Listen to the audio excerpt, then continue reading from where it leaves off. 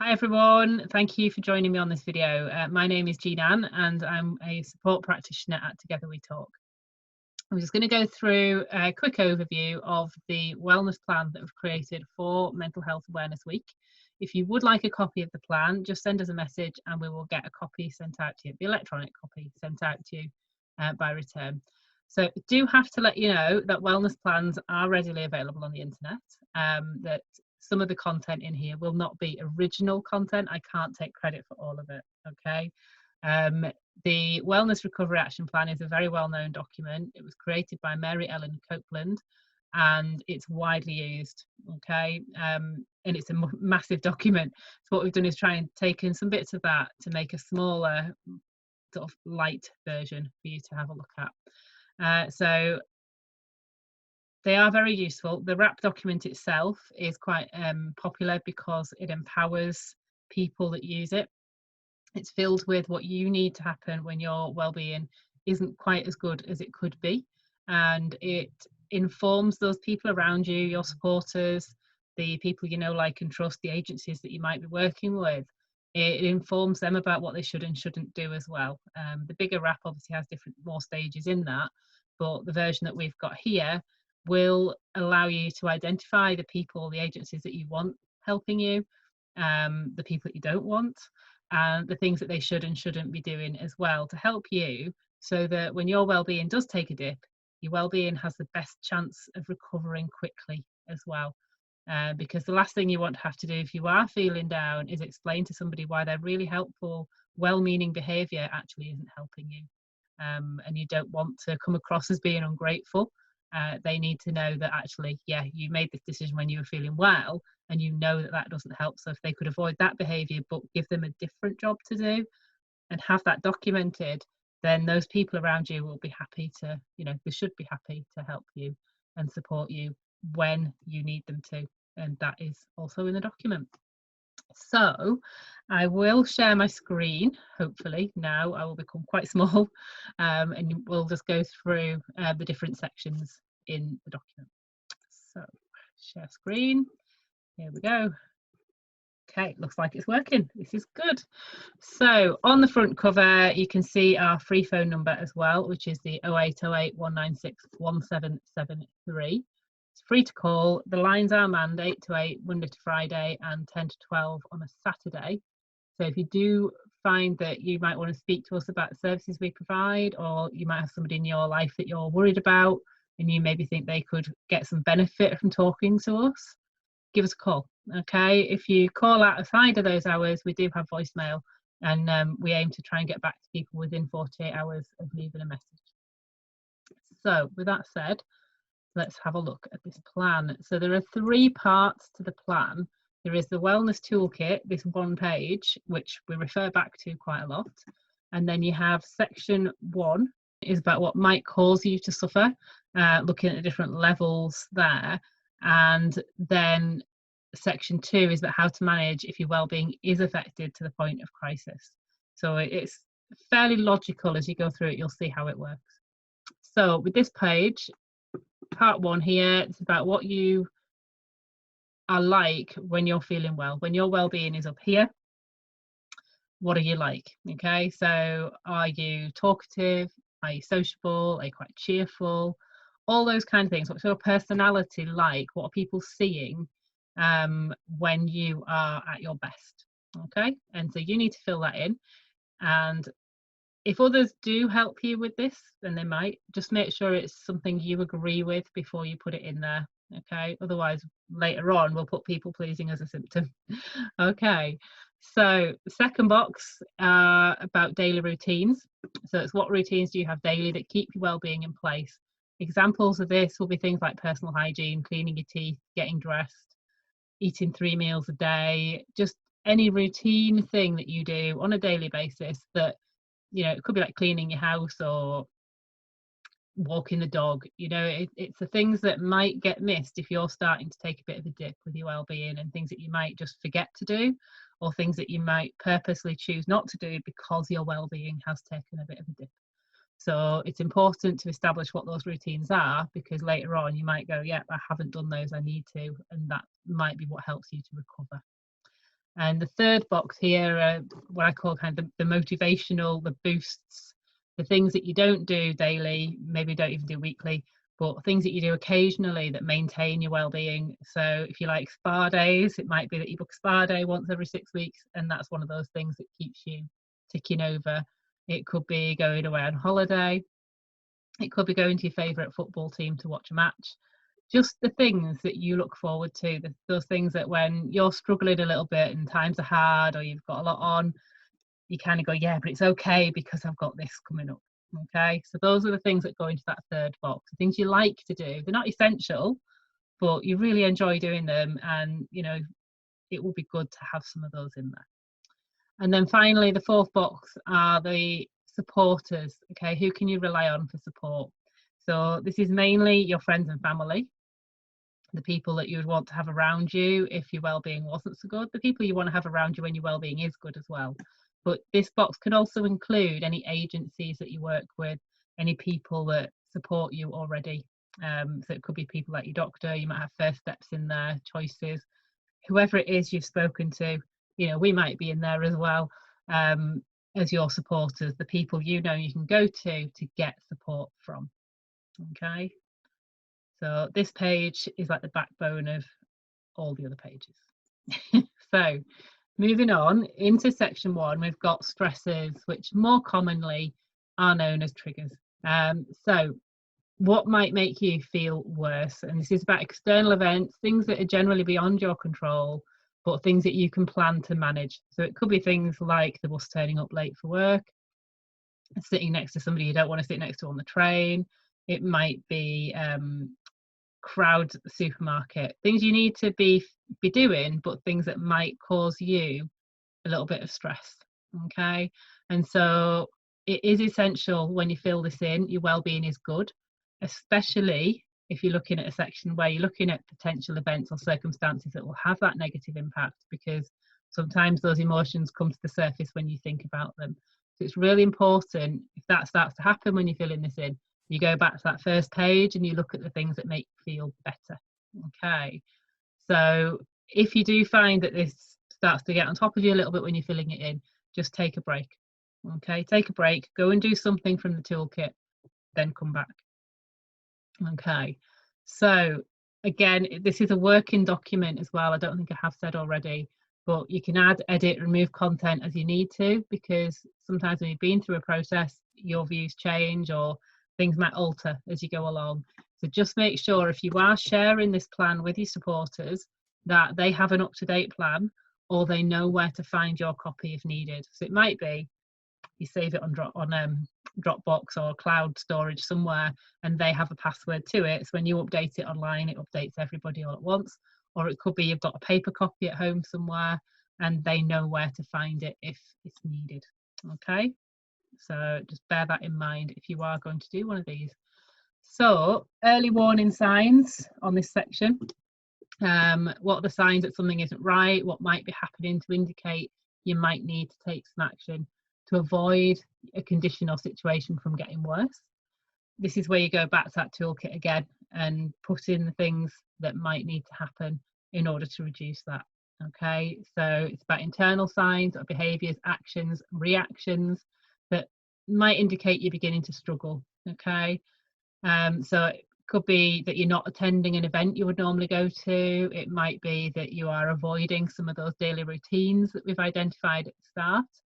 And again, I have said already, if you're asking your supporters to help you fill this in, which is absolutely fine to do, by the way, just make sure that you agree with what they're saying to you and that you use your own words when you write it on there. Okay, so again, don't put anything in just to please someone else.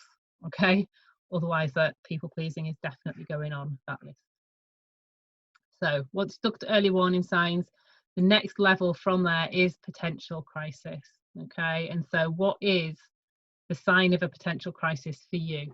Okay, and it's where things might be starting to break down, where things become uncomfortable, could be becoming serious or dangerous. Okay, but you still have that capability to take action yourself. Okay, so section 1 is all about yourself taking that action, going back to that wellness toolkit, revisiting those things that you could be doing, those things that you like to do, that help to make those situations more workable and that help to raise your well-being back to a level where you're feeling good again. Okay, so it's important here that you get that strong directive plan in place so that you go, yeah, I remember writing this, I'm going to take that action, I'm going to do these things. Okay, but it's when your well-being's taken a dip, but you can still help yourself prevent that crisis from occurring.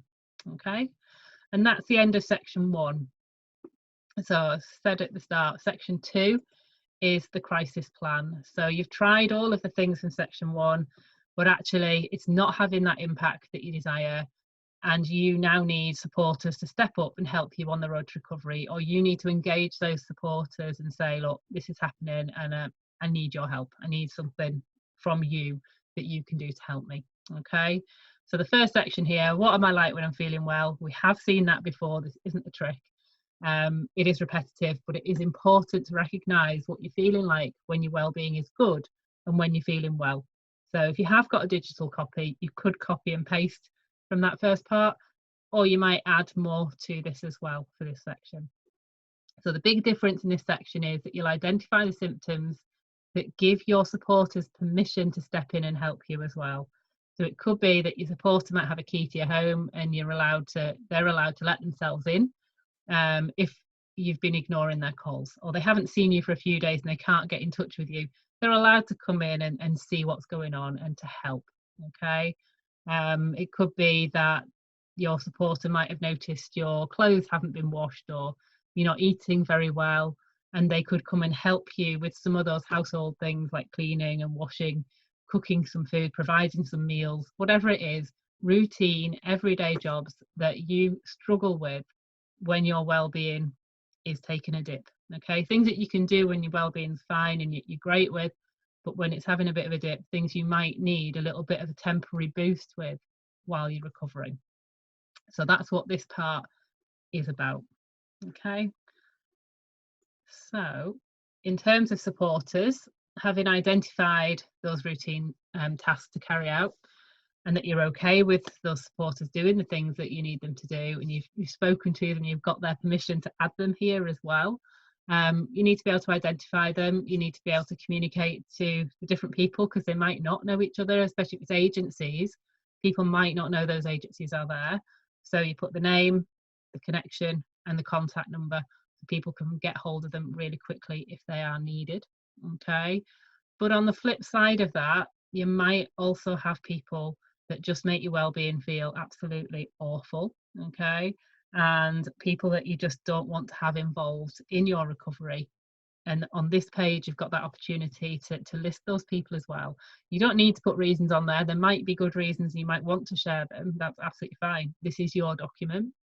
But for your supporters to know who they shouldn't go to, because again, they might be very well meaning, they might phone somebody that they know that you know, but if they don't know that that person isn't aware of how things are for you and you don't want them involved, you do need to tell them.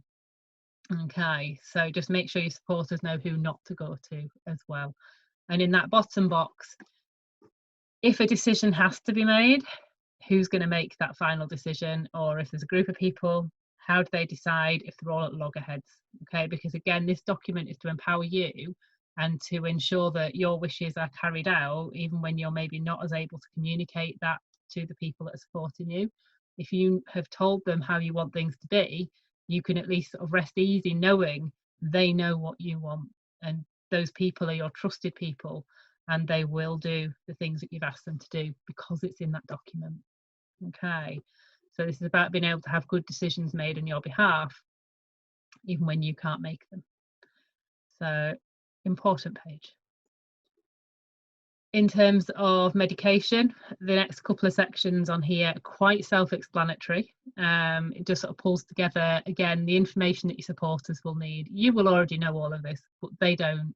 And in order for them to help you fully and support you properly, you will need to keep these sections up to date as well, because if your medications change or stop, whatever, you will need to just add and change on these pages, just so that they know what they need to know if they need to know this. Does that make sense?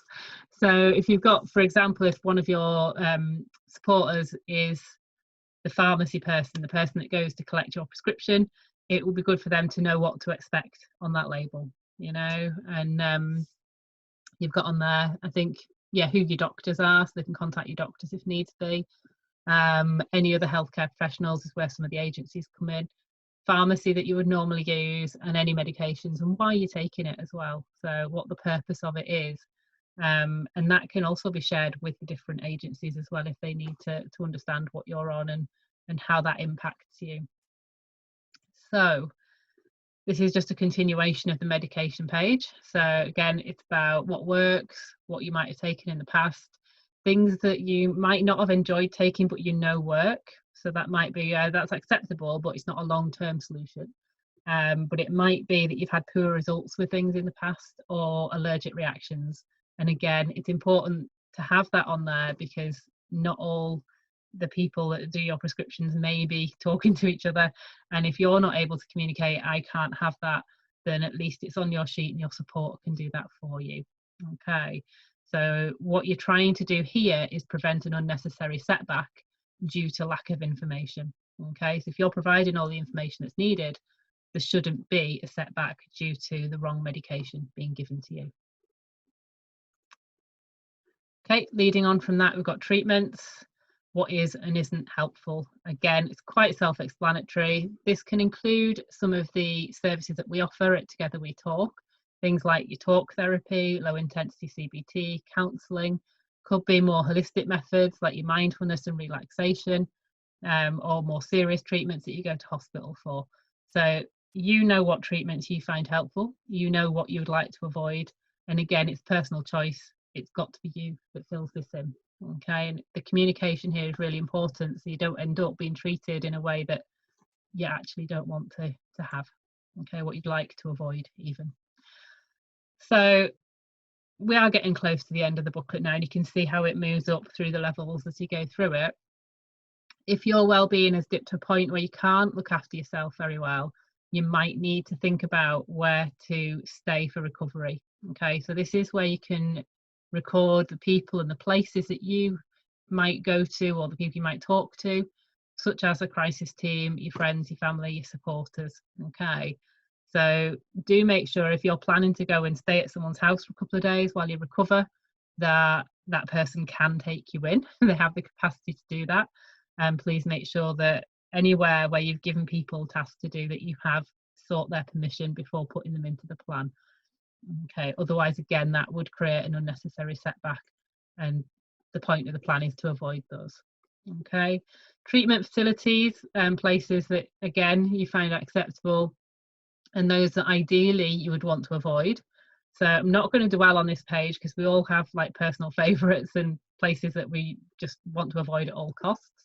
Sometimes we don't have that choice, but if we did, you know, where would we like to go? So do remember the purpose here again is communication, and it's about everybody giving you the best opportunity to recover quickly. So the more information you can give, the more you can share, the better the value of this document is in terms of your own personal recovery as well. Okay, if your well-being has reached that point. And so, having identified earlier that there might be routine tasks, this is where you allocate those tasks. So you say, these are my supporters, these are the things that might need done. Okay, I think it's section 2.3. Check with them that they're okay to do it. It might be that somebody comes to walk your dog, it might be that someone helps you with the school run, it could be people coming helping with the cooking, the cleaning, the very routine things that, you know, get missed when your well-being has taken a dip. So again, include in this section the things that people sometimes offer to do but aren't helpful, things that need to be avoided. This is where you say to them, well, actually, I don't need you to do this thing, but if you could do this, this would be really good. And it stops a lot of offence being taken by people, but also, you know, then people aren't going to do something that then requires you to have a lot of energy to say to them, actually, I really don't like it when you do that. And it just stops those difficult conversations from even being part of your recovery, and from holding you back as well. So just make sure that you are honest with people, and that you write the things in there that maybe wouldn't help, that need to be avoided. And then on the final page, we have sort of the pathway really. And obviously there's two ways this can go. The first way is that you've gone through the plan and your supporters have engaged with you, things have gone really well, you're showing symptoms of recovery. You can inactivate the plan 2.9, describing there what's going on for you. If you're recovering well and your well-being's back up here again, and you're that chirpy, happy, sociable person you described at the very start in the wellness toolkit. The other pathway is you're not recovering very well, your symptoms are starting to put you at risk or in danger, and you need to complete this final section to make sure the right people are making the decisions for you at this point. It's really important when your well-being is good and manageable, you can make those right decisions and you can make those rational decisions about who you want to help you, and you can fill all of this document in so that if the point in time comes where you can't communicate rationally and well, those trusted people are going to do that for you. Okay, you can see how this plan is going to be implemented and you can see how it's going to benefit you by having it. So you have to have these witnesses. I would recommend, if you fill this out fully, placing a copy with your doctor or somewhere that you can access it if you need to, and that your supporters can access and go, I have the plan. Okay, so as I said at the start, these plans, they do empower the people that are using them. It is about the person that it's for taking that responsibility and filling it in, making sure that they're putting everything in place that they can. And it does help people to recover faster because they get to make the decisions. They're not having those decisions taken away from them. They're not made to feel incapable. Okay, it's about empowerment. So hopefully you can see how these make a big difference as well to problem solving, and how people, when your well-being is taking a bit of a dip, your approach to that problem, you have now a plan that you can go to and go, right, yeah, I'm not feeling so good today, this has happened, that's happened, I don't know what to do. Oh, let me have a look at the plan. There's things in there that you've written when you were feeling good that you will have forgotten about when you're not feeling so well. Okay, and sometimes you just need the first section to be filled in. So hopefully you've had some value from this. Again, if you would like a copy, then just send us a message and we'll send you a digital copy across. If you do need some further help, or you'd like one of us to go through this with you, or somebody that you know might need support, then do give us a call on our free to call number, and which I think is 0808 196 1773. It is on the front of the booklet if you do get a copy. And all that remains for me now is to say thank you very much for taking the time to watch this. Stay safe and goodbye. Thank you.